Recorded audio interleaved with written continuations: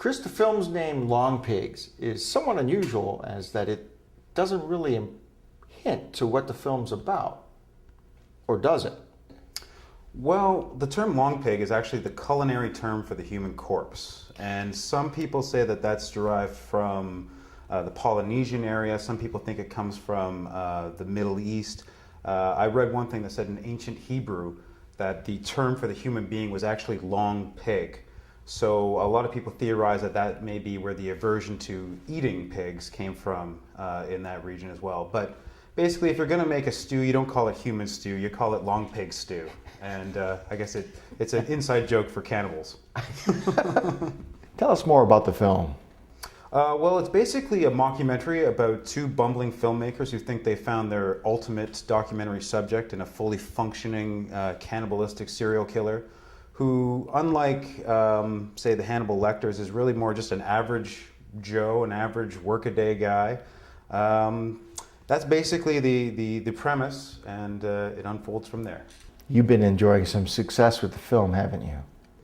We're just ecstatic, Luke, that anybody can see the film. Literally, as of 6 months ago, this was sitting on my shelf, and if it weren't for the efforts of Jordan Entertainment and R Squared, nobody would be able to see it right now. But you know, how many films are made and how many don't get seen? And we thought that we were just going to be in that pile, and the fact that we're getting these acclaims now, and just the fact that we're getting theatrical showings, this is something we never thought we'd have.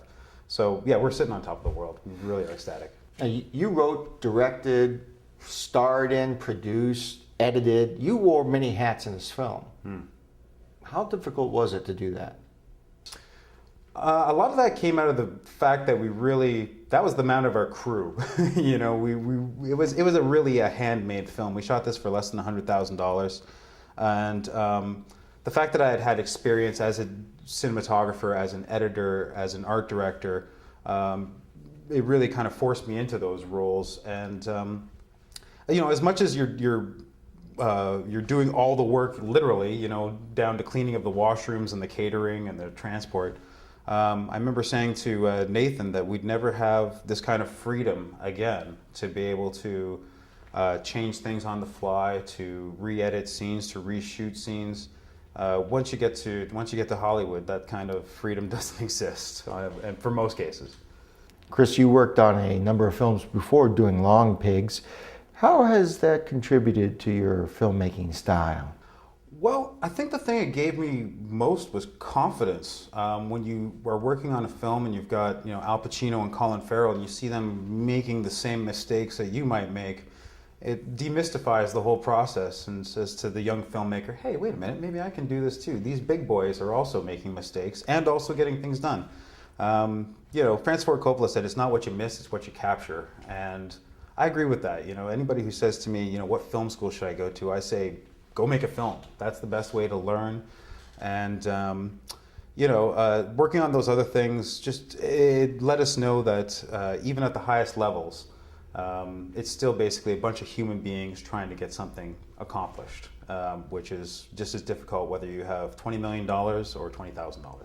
Where can we find Long Pigs? You can find it at Amazon. You can find it at Borders. You can go to longpigsthefilm.com. Pigs, plural. There's another film out there called Long Pig. But go to Long Pigs the Film, and it'll have the listings of everything you get. June 8th, it's going to be available everywhere. So we're ecstatic. What advice do you have for filmmakers considering making a career in Michigan movies? For the young filmmaker, I always say if you're only looking to make money, then it's way easier to shoot porno. The thing about, you know, when I get about 3 people a week coming to me saying, how can I put this film together? I've got some investors, or I've got these pieces, I need these other pieces. And I just say to them, make sure you really want to tell this story, because you're not going to be done in 3 months.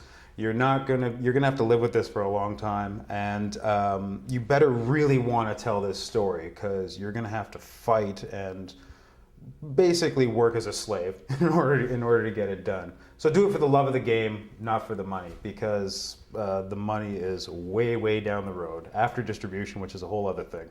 Chris Power, thank you so much for joining us today on Michigan Film News. It was a real pleasure, Luke. Thanks for having us on. Thanks, Michigan.